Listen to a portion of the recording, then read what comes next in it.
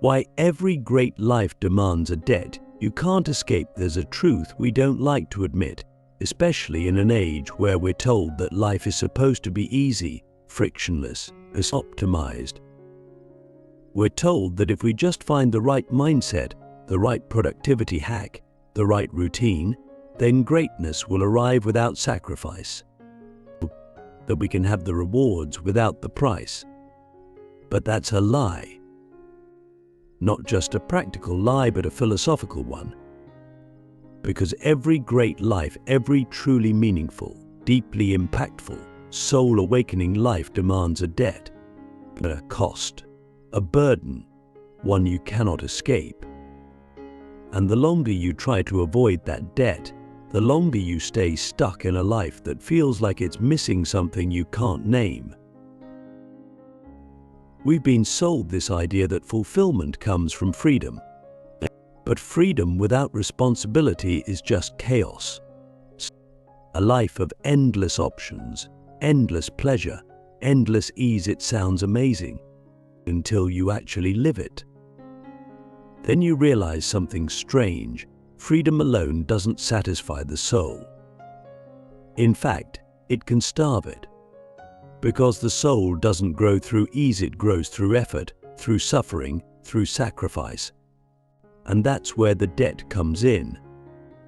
Every time you say yes to greatness, whether it's creating something beautiful, raising a child, building a business, or living with integrity, you're saying yes to a kind of pain, a kind of discipline, a kind of invisible weight that you agree to carry, not because it's convenient, but because it's necessary. Click subscribe to this channel to get more profound insights. Why does this matter? Because we live in a time where we measure life by outcomes and aesthetics. We ask, how successful is this person? Or how happy do they look? But those questions are shallow. The deeper question is, what debt are they carrying in service of something greater than themselves? That's the real measure of a life. Not how easy it looks, but how much it costs, and whether that cost is being paid willingly. Because here's the paradox: the debt doesn't enslave you. It frees you. It gives your life structure. It gives your suffering a direction. It turns chaos into meaning. Think about the people you admire most, the ones whose lives move you.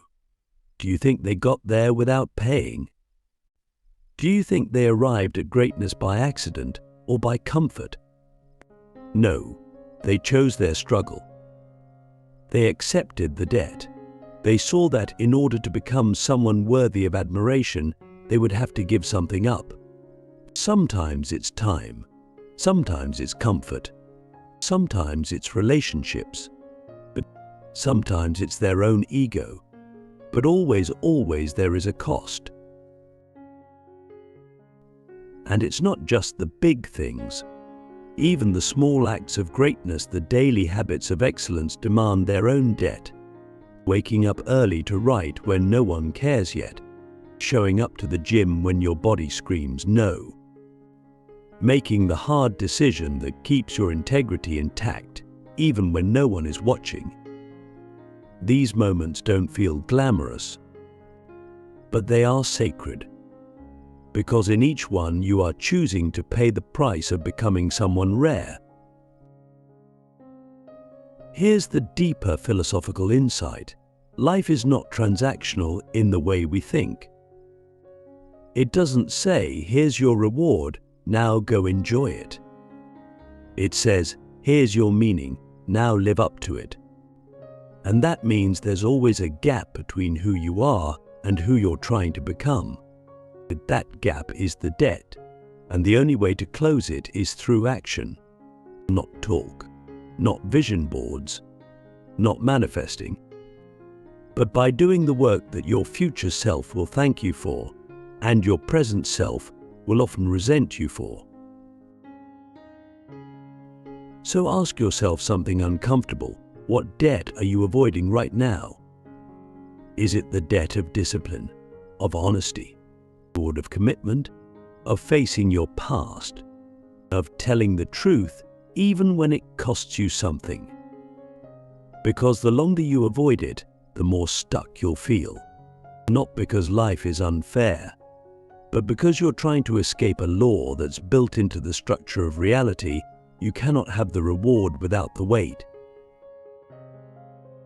And here's where it gets even deeper. The most dangerous kind of debt isn't the one that comes with effort. It's the one that comes from not acting, or from avoiding your potential, from burying your gifts, from wasting your time. That's the debt that compounds in silence, the one that haunts you late at night. And the longer you pretend it's not there, the heavier it becomes. Until one day you look back and realize you've paid the worst price of all, the price of a life unlived. But there is hope, because the debt you owe to your own greatness is not infinite. It's measurable, and the moment you start really paying, the weight begins to shift.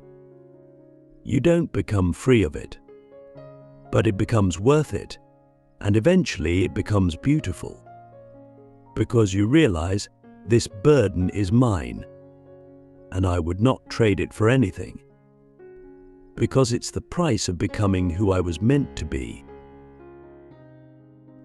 The invisible contract, how greatness always asks for something before it gives you anything. There's a secret thread running through every story of greatness. You rarely see it in the highlight reels, in the biographies, in the Instagram captions. But it's always there, lurking underneath the surface like the ink beneath the skin of a tattoo. It's the invisible contract, the unwritten agreement between you and the life you say you want. And here's how it works. Before greatness gives you anything, before it hands you the achievement, the respect, the clarity, the peace, it demands something from you. Not as a punishment, but as a proof. As a kind of philosophical handshake with the universe that says, I'm serious about this. I'm willing to suffer for it. I'm willing to change. We don't talk about this enough because we're obsessed with results. We want the success now, the influence now, the peace of mind now. But the truth is, greatness is never given on credit.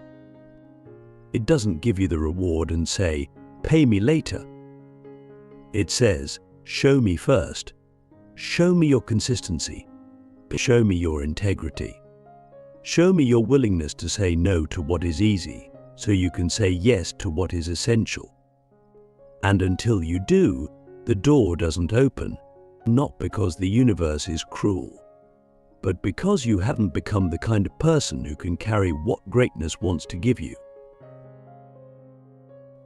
Think of it like this. If someone handed you the life of your wildest dreams right now, every goal met, every success unlocked, would you be able to hold it? Or would it crush you? Would the weight of that life expose cracks in your discipline, your habits, your beliefs? Would you sabotage it because you didn't earn it? That's the invisible contract at work. It's not just about what you get. It's about who you must become to keep it. And if you skip the becoming, the having means nothing. This is why so many people chase greatness and feel empty when they arrive. They hustled. They sacrificed. But they never signed the contract. They never transformed. They just chased an outcome without becoming the person worthy of it. And so the reward feels hollow. It doesn't fit who they are. And soon, they either lose it or worse, they keep it and feel like a fraud. Because deep down, a part of them knows they didn't pay the right price. They paid in effort, but not in alignment. And here's where it gets dangerous. The world around you is designed to help you avoid this contract. It tells you that you can bypass the struggle, that you can shortcut the suffering, and that you can hack your way into greatness without ever changing your character. But that's a lie wrapped in convenience. Because the truth is, the contract can't be outsourced. You can't delegate your discipline. You can't automate your integrity. You can't download your purpose. You either become the person your future demands or you don't. And if you don't, you'll always feel like something is missing, even if everything looks perfect on the outside. Let me ask you a brutal question. What are you asking life to give you that you haven't proven you're ready to receive? Are you asking for love without becoming deeply honest? Are you asking for success without cultivating focus? Are you asking for peace while refusing to confront your inner chaos? These are the moments where the contract comes into play. Because the contract doesn't care about your desires, it only responds to your devotion. But here's the beautiful paradox.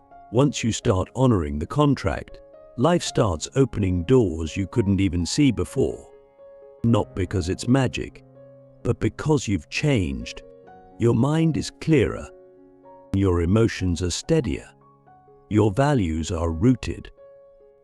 And suddenly, things that once seemed impossible feel inevitable. It's not because they got easier, but because you got stronger. You became the kind of person who can handle what you used to only fantasize about.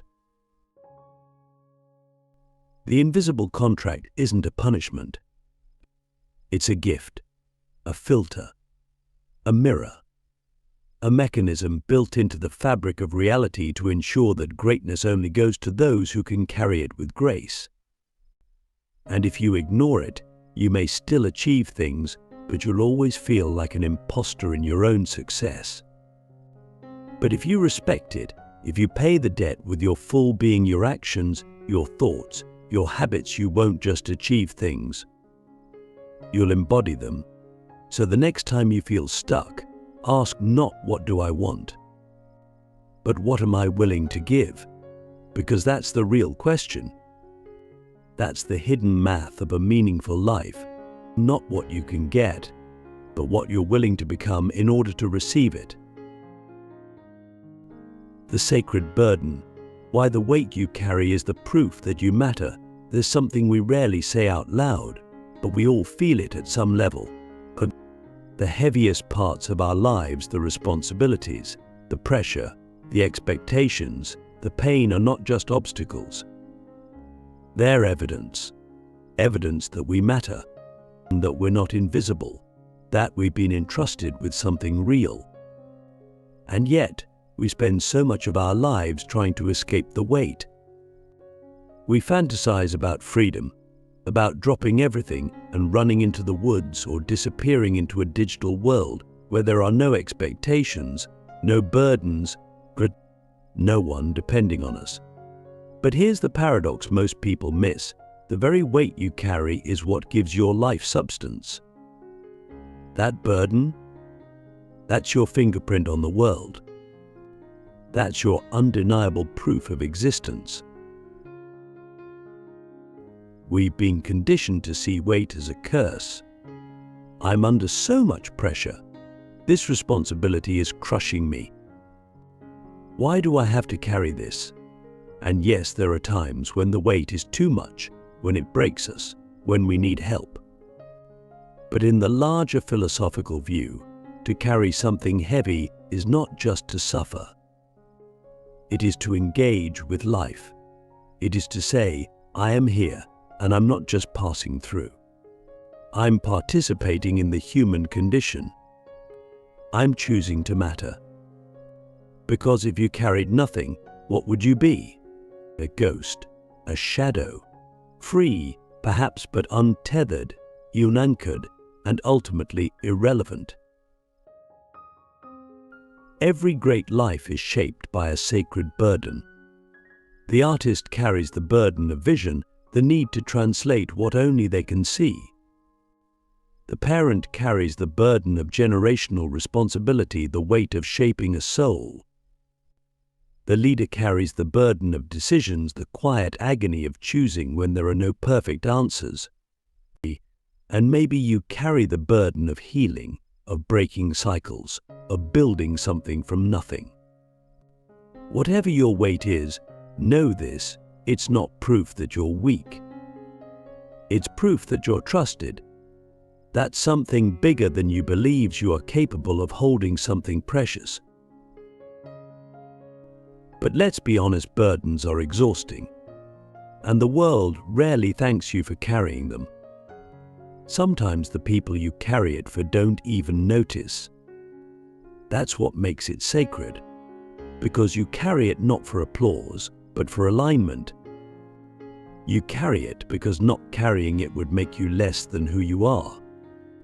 The philosopher in you knows this instinctively, that the burden is not a punishment, it's a path to depth, a path to meaning, a path to becoming someone who can be trusted with more. The question is not, can I drop this weight? The question is, who am I becoming because of this weight? And even more deeply, what would my life become if I stopped running from it? Because the running is the real problem. When we run from our burdens, we don't become lighter, we become weaker. We lose the muscle of our soul. We become brittle, anxious, fragile. But when we face the burden, when we shoulder it, when we say, "This is my weight, I choose it, something changes. We grow a spine. We grow roots. We become someone others can lean on. And maybe that's the highest human state, to become someone others can count on.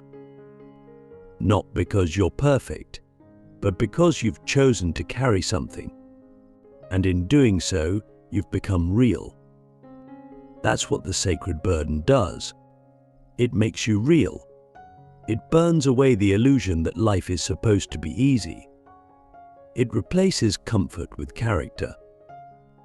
And ironically, it's through that burden that we find a kind of peace, not the peace of having nothing to do, but the peace of knowing you're doing exactly what you were called to do, even if no one claps for it. So I'll ask you this: what is the sacred burden of your life? What weight have you been avoiding, complaining about, resenting when maybe, just maybe, it's the very thing that gives your life meaning? Maybe it's not there to crush you. Maybe it's there to shape you, to chisel you into someone worthy of the life you secretly know you're called to live. There's a strange kind of freedom that comes from saying, "Yes, this is heavy, but it's mine." Because in that moment, you're no longer a victim of life's pressure. You're a participant. You're not just surviving, you're choosing. And that choice is the beginning of wisdom. The final receipt: why you will pay either way. So choose something worth the price. There's a final truth we all come to. Either slowly or all at once, you will pay either way. Whether you chase greatness or avoid it. Whether you live with courage or settle for comfort. Whether you build something meaningful or drift through life watching others do it. Every path has a price.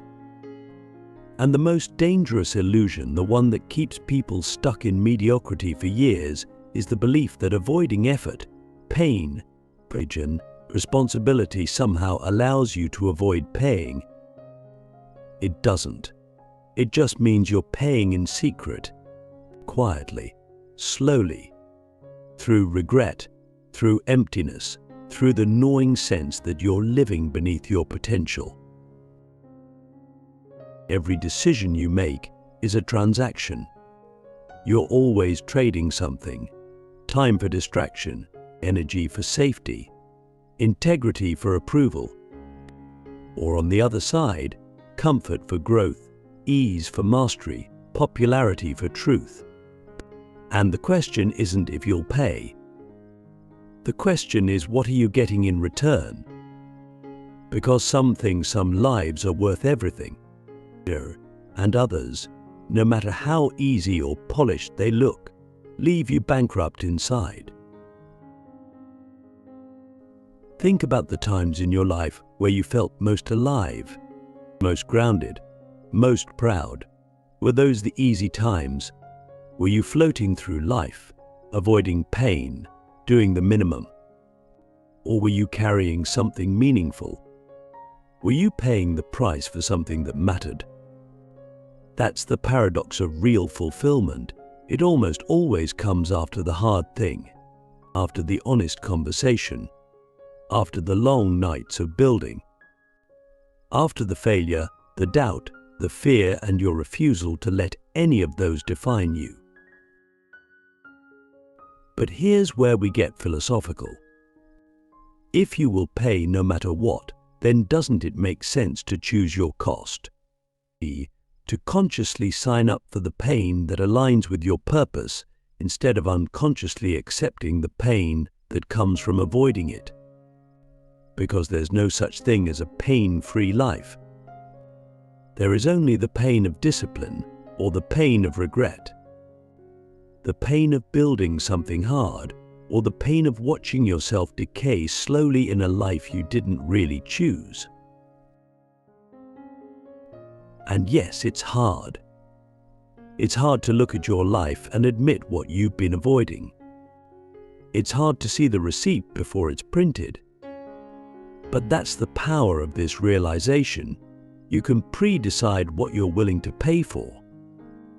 You can look at your current habits, your current mindset, your current direction and ask, is the price I'm paying leading me somewhere I want to go? Because if it's not, the answer isn't to stop paying. It's to start paying for something else, something higher, something real. That's where greatness begins, not in grand moments of inspiration, but in quiet decisions to pay the right price over and over, even when no one is watching. And over time, something incredible happens. You stop resenting the cost. You start respecting it. Because you realize that every drop of sweat, every hard conversation, every failure that didn't break you, that every early morning when you could have slept in, those are the receipts of a life that means something. They're the proof that you didn't just exist. You showed up. So here's the final question. If you're going to pay either way, what are you willing to suffer for? What's worth your time, your energy, your heartbreak, your effort? What future version of yourself is worth the pain it will take to become them? Because that's not just a motivational question. That's a moral one. It's the question that defines the shape of your life, your legacy, your soul. We all get one shot at this, one brief moment called a lifetime. And whether you choose to play small or go all in, the meter is always running. The cost is always being deducted. So you might as well spend your life on something that will make you proud when the final receipt is printed. Because in the end, when it's all done, and you're face to face with the sum of everything you chose, you'll want to know deep down, not that it was painless, but that it was worth it.